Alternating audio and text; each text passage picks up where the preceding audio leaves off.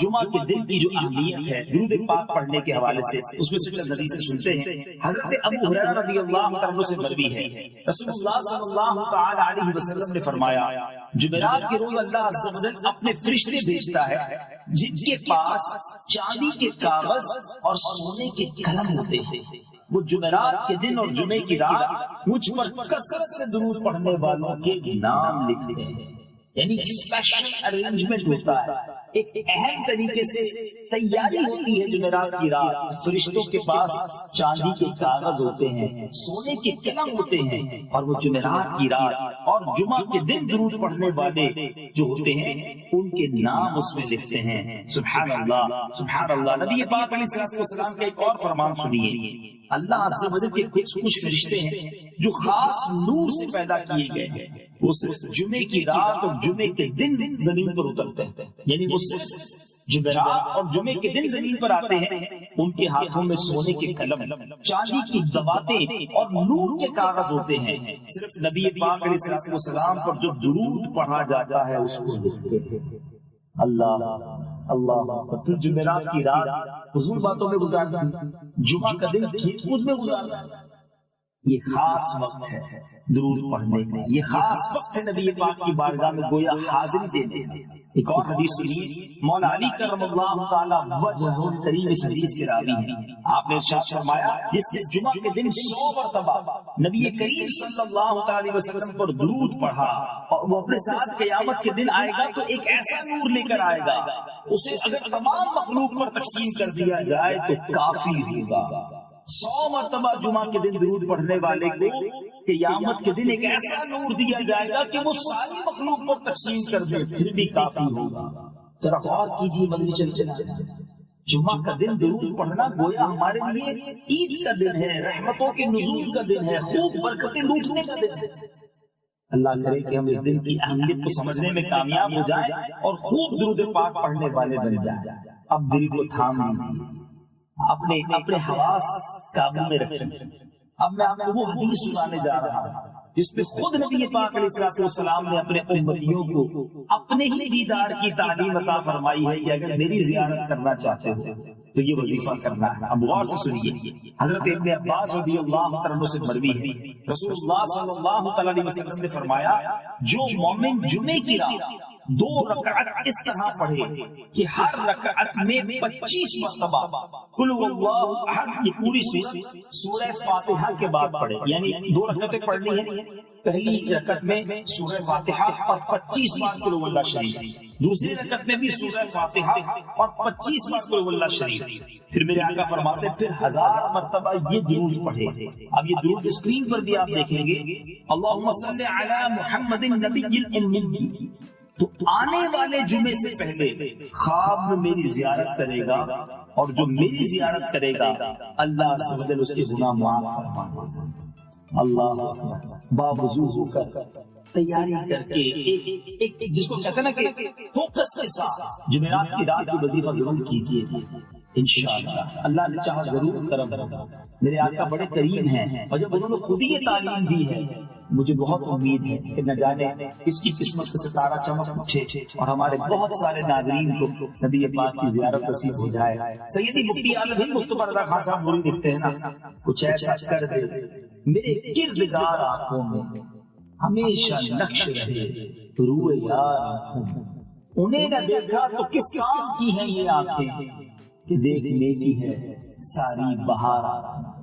تو اب میں امید کرتا ہوں اس وظیفے کو کریں گے اور کرنے کے بعد اس کی برکتیں بھی لوٹیں گے۔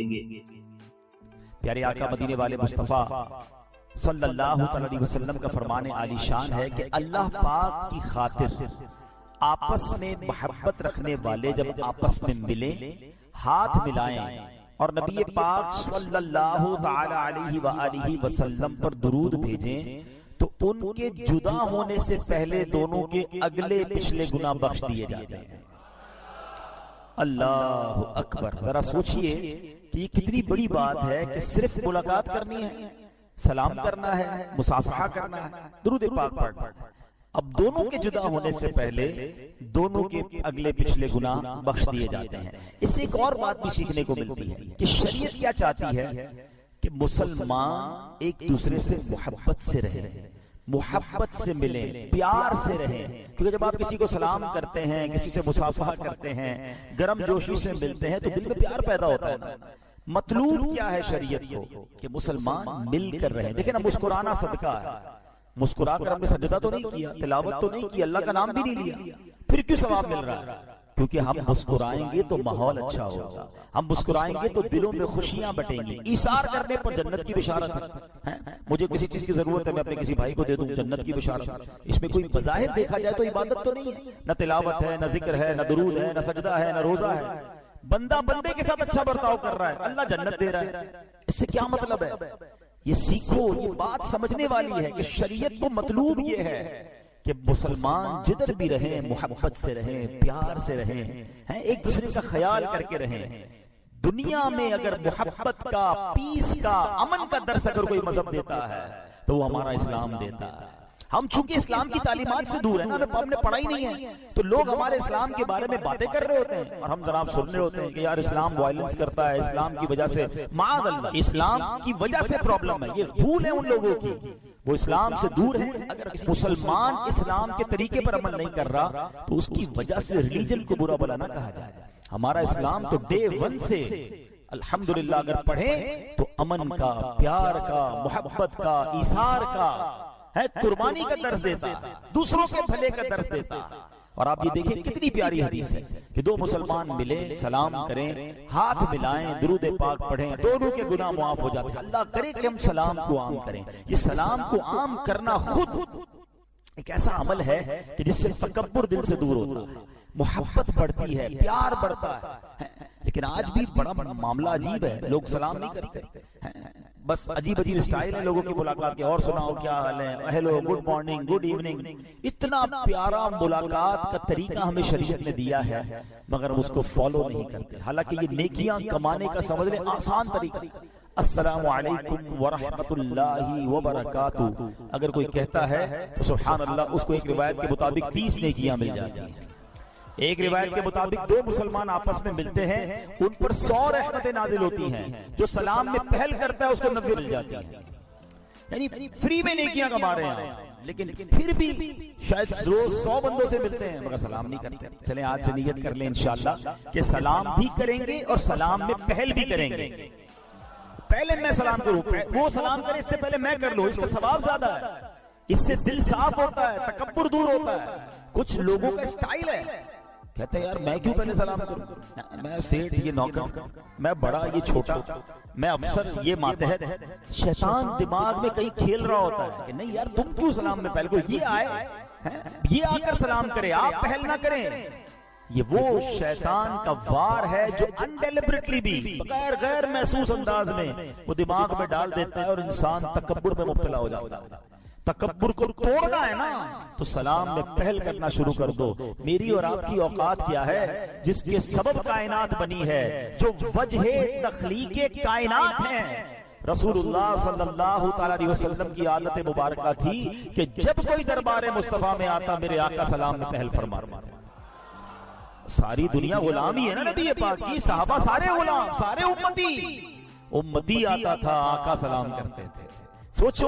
اور پھر ایک اور خوبصورت بات بتاؤں کہ صحابہ کرام کے بارے میں آتے ہیں، کبھی کبھی صحابہ کرام سوچتے یا جب جاتے ہیں نبی پاک کی سلام میں پہل فرماتے ہیں آج ہم جائیں گے اور آج ہم پہل کر دیں گے.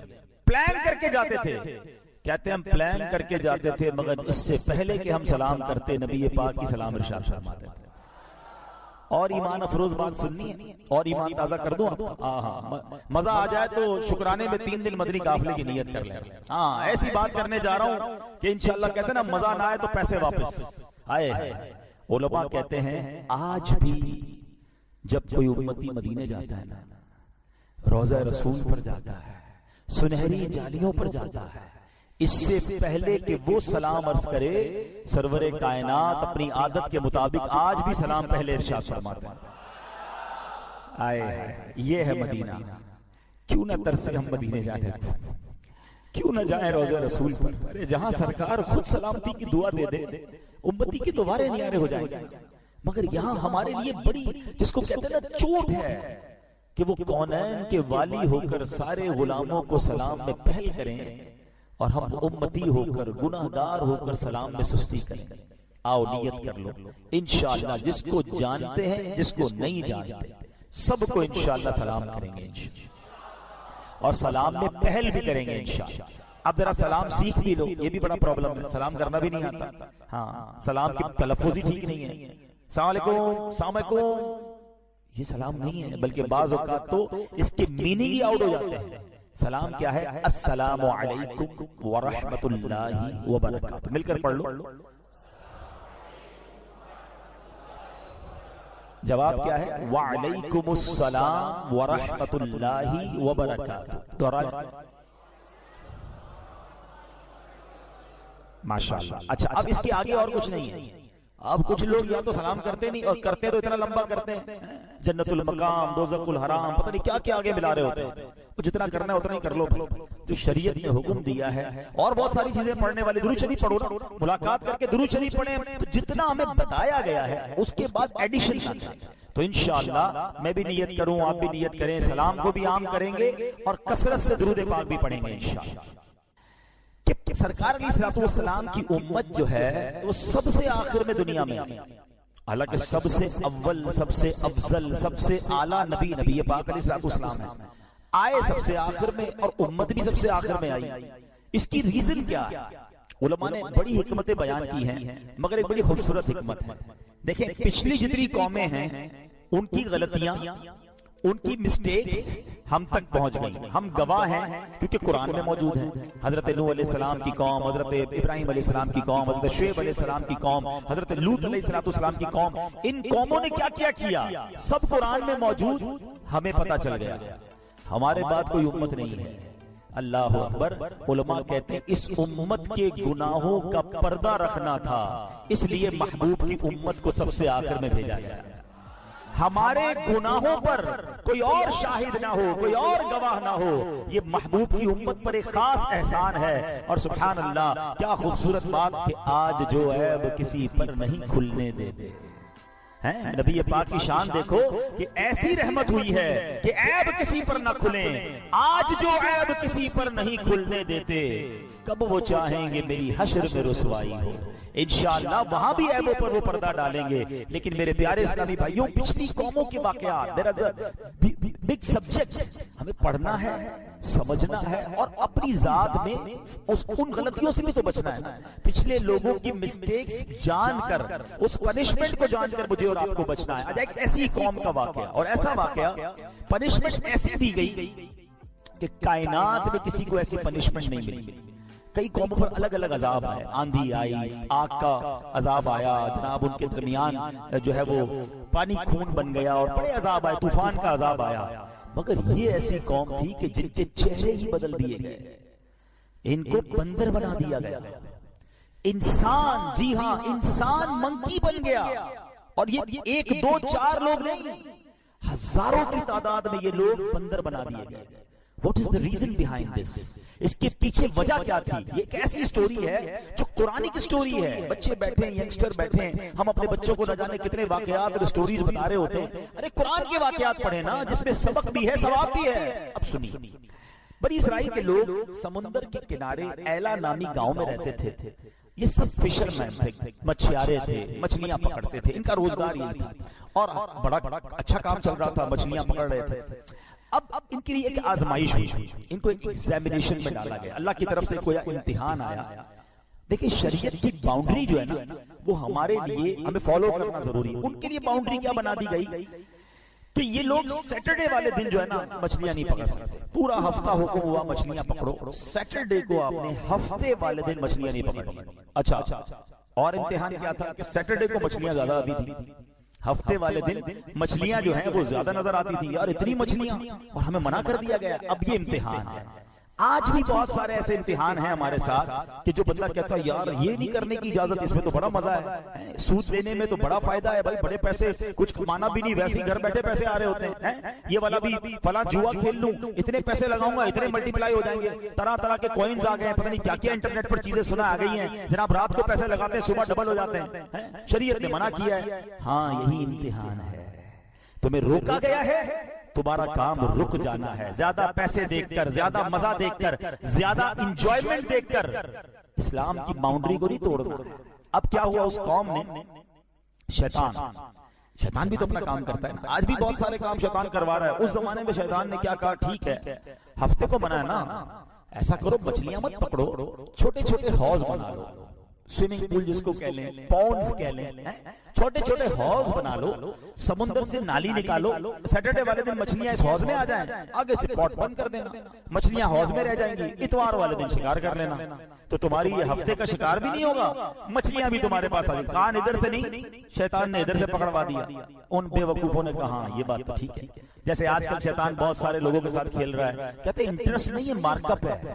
نہیں یہ تو پروفٹ ہے, یہ جناب یہ والا طریقہ نہیں, یہ والا طریقہ ہے. بہت سارے طریقوں سے گناہ بیچا جا رہا ہے, اور لوگ نفع کے چکر میں, انجوائمنٹ کے چکر میں حرام کھا رہے ہیں, حرام عمل کر رہے ہیں. سوچتے نہیں کہ یہ شیطان کی ہیلے بازیاں ہیں. شراب کو آپ دودھ کی بوتل میں پیک کر دیں تو وہ دودھ نہیں بنتا, وہ شراب ہی رہے گی, وہ حرام ہی رہے گا.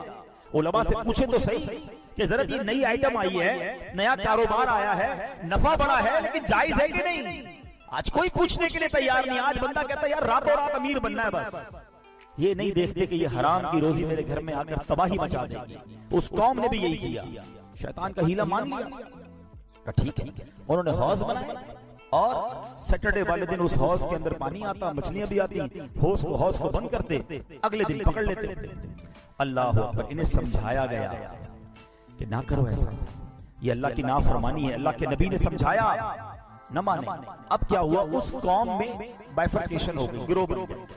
ایک گروہ نے کہا ہم تمہاری بات نہیں مانتے, یہ اللہ کی نافرمانی ہے, اللہ نے منع فرمایا تم یہ کام کر رہے ہو. وہ قوم الگ ہو گئی, درمیان میں دیوار بنا دی گئی کہ تم لوگ ادھر رہو. 12,000 لوگ ایک سائیڈ پہ ہو گئے, جن کو سیٹرڈے کو شکار کرنا تھا. کچھ لوگ ادھر ہو گئے کہ نہیں ہم یہ نافرمانی نہیں کریں گے.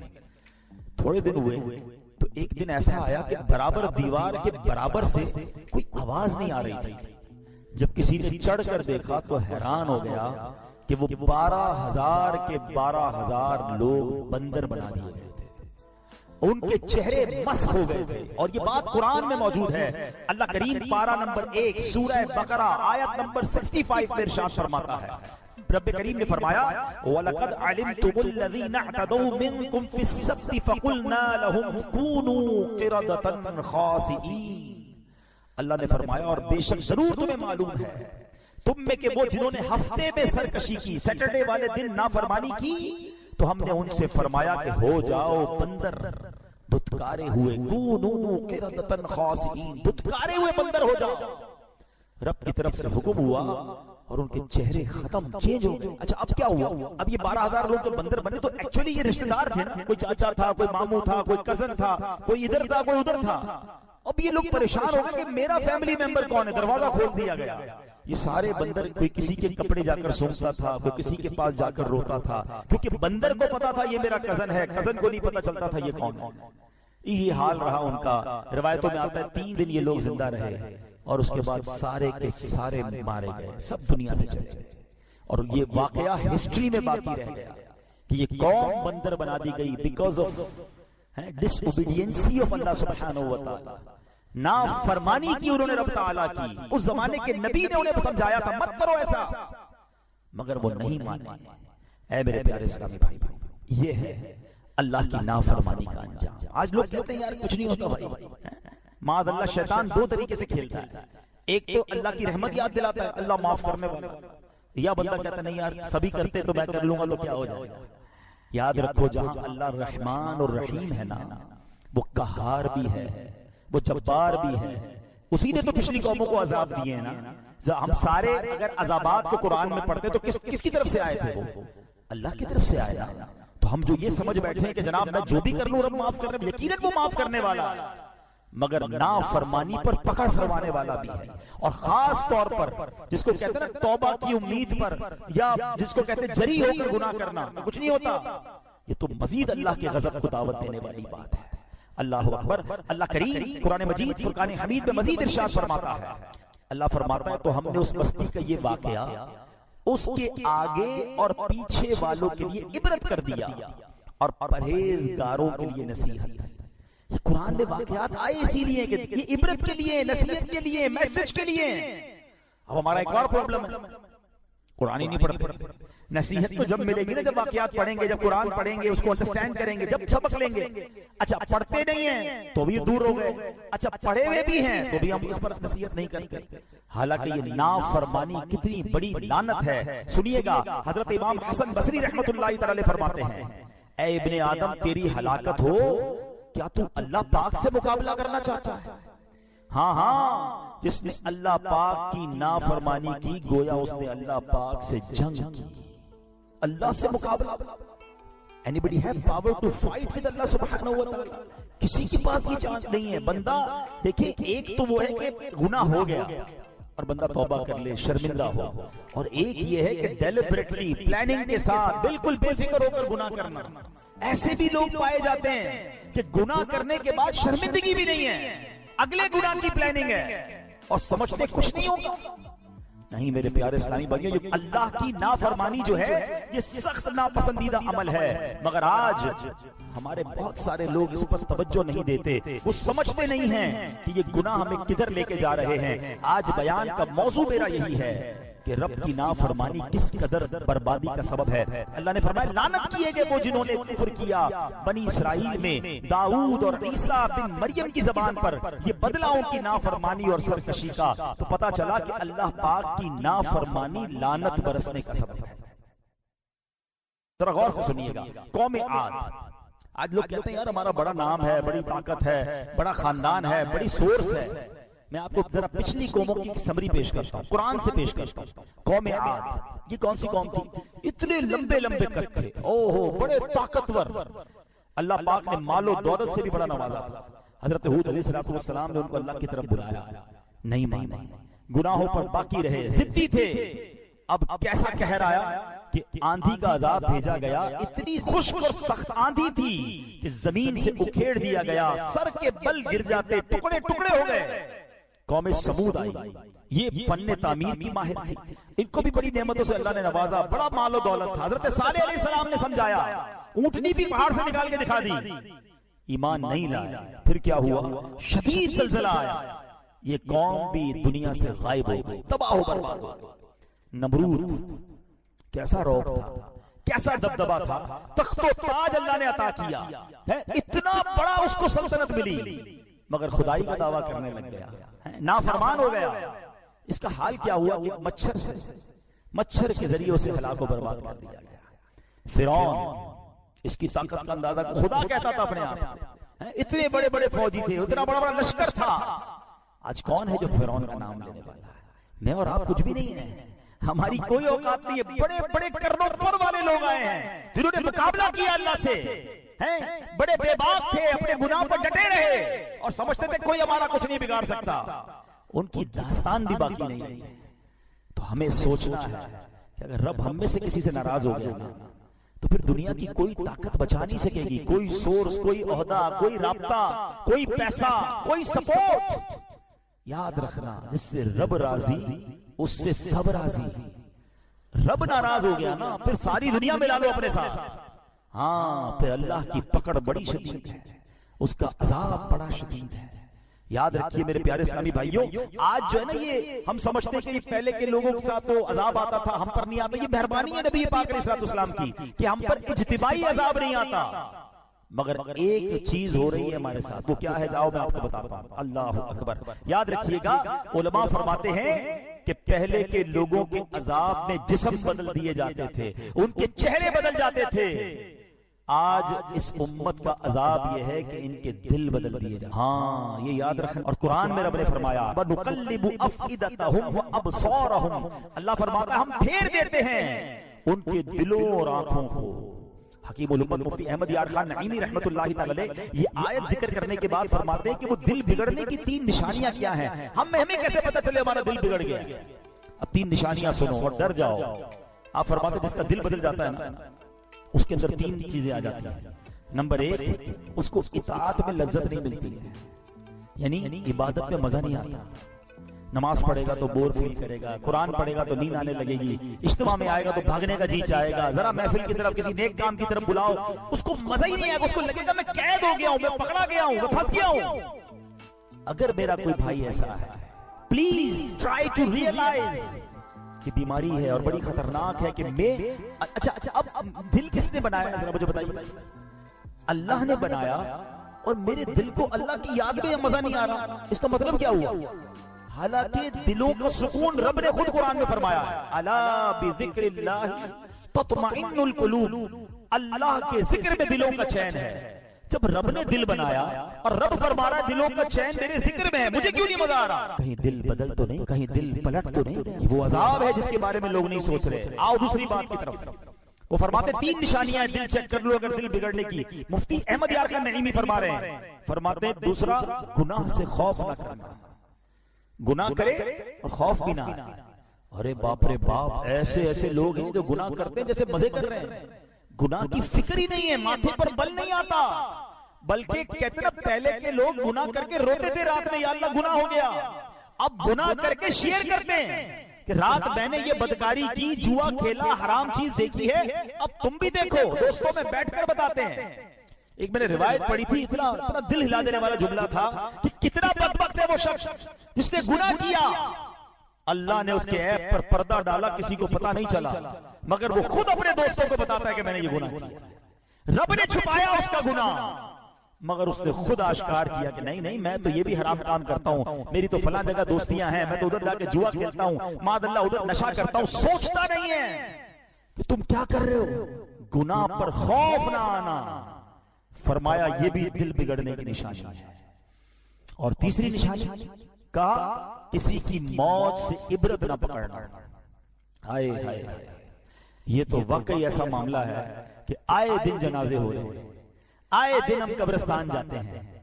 کووڈ کے زمانے میں تو کیسے کیسے لوگ چلے گئے, اور آج بھی روز جا رہے ہیں. ہمارے آس پاس سے جنازے اٹھتے ہیں اور جوان لوگ بعض اوقات چلے جاتے ہیں. حیران ہو جاتے ہیں کہ یار 20 سال 25 سال 30 سال 40 سال کل ٹھیک تھا, فوراً چلا گیا. ان جنازوں سے بھی ہمیں عبرت نہیں ہے. قبرستان میں بھی ہم نے دیکھا, آپ نے بھی دیکھا ہوگا, لوگ قبرستان جا کے بھی ہنسی مذاق کر رہے ہوتے ہیں. شب برات میں گئے ہوں گے قبرستان, وہاں بھی موبائل سب چل رہے ہیں, کوئی ٹینشن ہی نہیں ہے. حالانکہ یہ نہیں سوچتے کہ ساری قبریں کل مجھے بھی کسی قبر میں آنا ہے. جاؤ نا رات کو 3 بجے قبرستان, جو شب برات کو چلے گئے ابھی ذرا جا کے دکھائیں.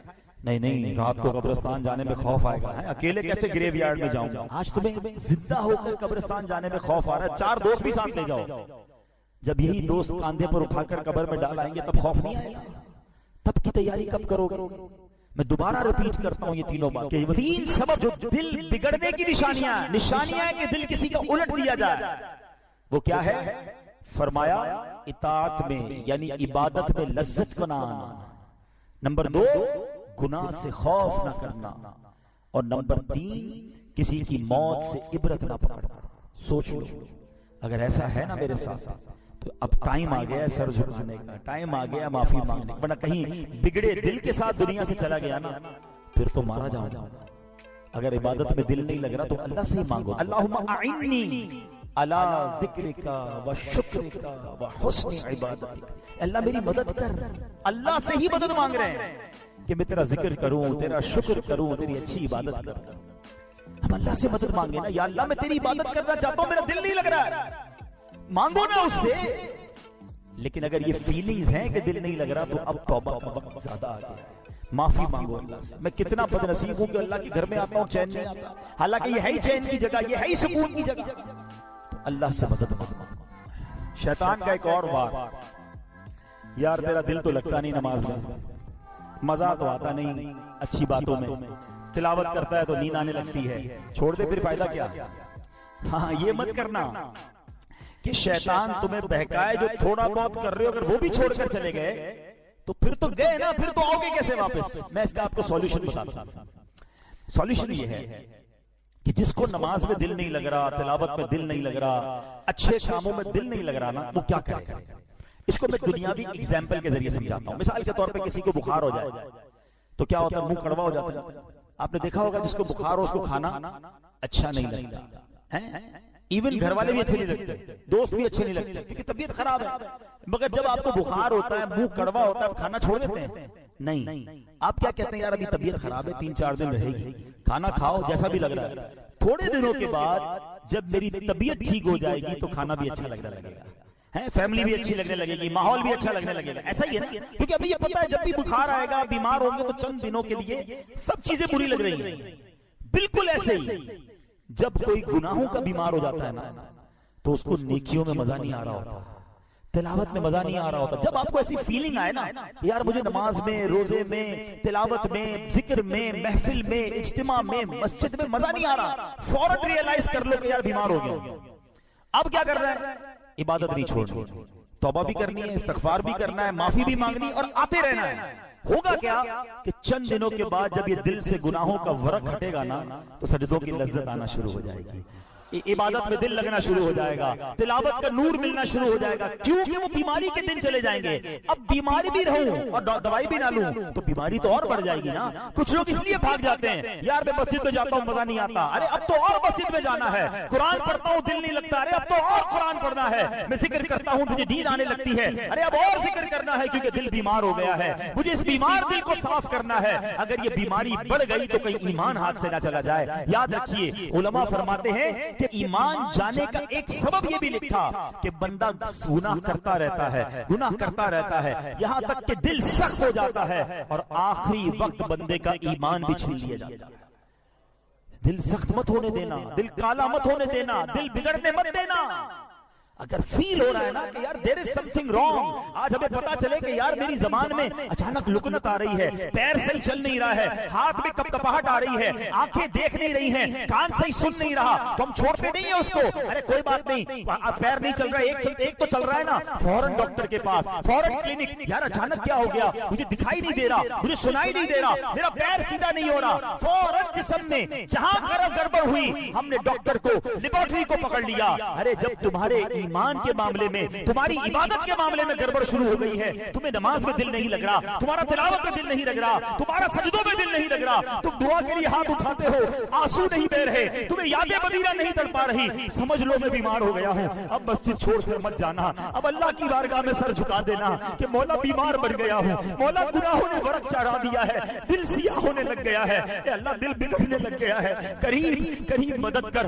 اللہم اعنی علی ذکرک و شکرک و حسن عبادتک. مانگو نا اپنے رب سے، وہ کریم ہے، وہ تمہارا دل صاف کر دے گا، وہ تمہارے دل سے یہ گناہوں کی عادت چھڑا دے گا. بس فکر رکھنا کہ دل بدل نہ جائے، اور موت کسی کی سن کر بھی تمہیں عبرت نہیں آتی تو سمجھ لو دل بگڑ گیا ہے. ارے پہلے کے لوگ پتہ ہے کیسے ہوتے تھے؟ آج مجھے اور آپ کو کسی کے جنازے میں جانا ہونا تو بڑا آسان ہے ڈھونڈنا، یار اس کا بیٹا کون ہے، اس کا بھائی کون ہے، کیونکہ ایک بندہ ہوگا جو یا تو رو رہا ہوگا یا بڑا افسردہ ہوگا اور سارے لوگ اس سے مل رہے ہوں گے. ایسا ہی ہے. پہلے ایسا نہیں تھا. پہلے کے زمانے میں ڈھونڈنا مشکل تھا کہ میت کا رشتہ دار کون ہے. کیوں؟ سبھی رو رہے ہوتے تھے جنازے میں، سب رو رہے ہوتے تھے. اس لیے نہیں کہ میت سے پیار ہوتا تھا، اس لیے کہ سب کو اپنی موت یاد آ رہی ہوتی تھی، سب کو یہ خیال آ رہا ہوتا تھا آج یہ گیا ہے، کل میری باری ہے، آج میں نے اس کو قبر میں اتارا ہے، کل مجھے اتاریں گے. مسجد میں ایئر کنڈیشن چل رہا ہے، کتنے مزے سے ہم بیٹھے ہیں، تھوڑی دیر لائٹ چلی جائے 10-15 منٹ کے بعد ہم نہیں بیٹھ سکیں گے، گرمی ہونے لگے گی. یہ میری اور آپ کی اوقات ہے. کبھی ہم نے سوچا کہ قبر کی گرمی کیسے برداشت؟ ایک سوراخ نہیں چھوڑتے دوست، کہتے یار یہ سوراخ ہے، اس میں مٹی ڈال دو بھائی، قبر میں ایک سوراخ کو بھی بند کرو. ہاں جس سے رب راضی ہوا اس کی قبر میں بھی رونق کی رونق ہو، اس کی قبر جنت کا باغ بنے گی. فرمایا اتنی وسیع ہو جائے گی جدھر تک نظر جائے گی ادھر تک قبر وسیع ہو جائے گی. تو گزارو ایسی زندگی کہ قبر بھی روشن ہو جائے. اے میرے پیارے اسلامی بھائیو، اللہ ناراض ہوتا ہے تو کیسا غضب ہوتا ہے. ایک واقعہ میں آپ کو سناتا ہوں. اللہ اکبر. ایسا واقعہ ہے کہ ہلا دیا نا جس نے. حضرت منصور بن عمار رحمت اللہ تعالی فرماتے ہیں میرا ایک دینی بھائی تھا، مجھ سے بڑی عقیدت رکھتا تھا، میری نگاہ میں تو بڑا عبادت گزار بھی تھا کیونکہ تہجد بھی پڑھتا تھا، خوف خدا سے رونے والا بھی تھا. ایک مرتبہ مجھے خبر ملی کہ وہ میرا دینی بھائی بیمار ہو گیا. میں اس کے پاس گیا اور دیکھا کہ وہ بہت کمزور ہو چکا ہے، گھر کے درمیان لیٹا ہے، چہرہ اس کا کالا ہو گیا، آنکھیں اس کی نیلی ہو گئی.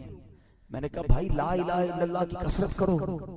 تو اس نے اپنی آنکھیں کھولی، بڑی مشکل سے میری طرف دیکھا، پھر بے ہوش ہو گیا. میں نے دوبارہ اسے کہا لا الہ الا اللہ پڑھو. آنکھیں کھولی، مجھے دیکھا، پھر دوبارہ آنکھیں بند کر لی. اب میں نے سختی سے اس کو کہا کہ لا الہ الا اللہ پڑھو، کلمہ پڑھو. میں نہ تجھے غسل دوں گا، نہ تجھے کفن پہناؤں گا، نہ تیرا جنازہ پڑھوں گا.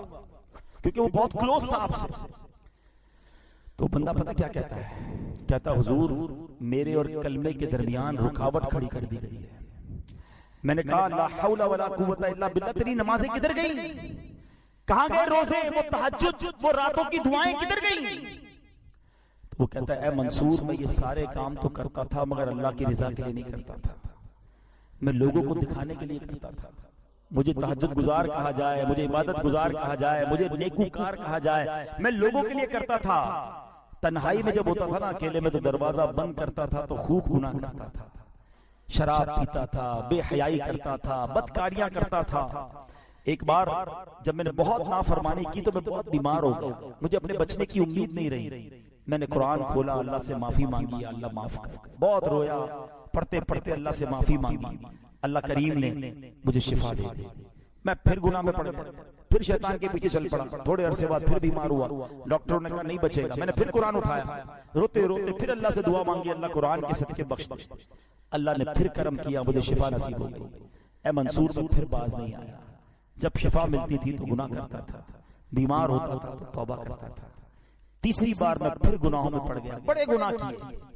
اب جب پھر اللہ تعالیٰ نے بیمار کیا، پھر میں پریشان ہوا. اب قرآن اٹھایا تو قرآن کا ایک لفظ میری زبان سے ادا نہیں ہوا. میری زبان پر لاک لگا دیا گیا ہے، میں قرآن نہیں پڑھ پا رہا ہوں. اللہ کی بارگاہ میں نے کہا یا اللہ تو مجھ سے سخت ناراض ہے، اے اللہ مجھے معاف کر دے.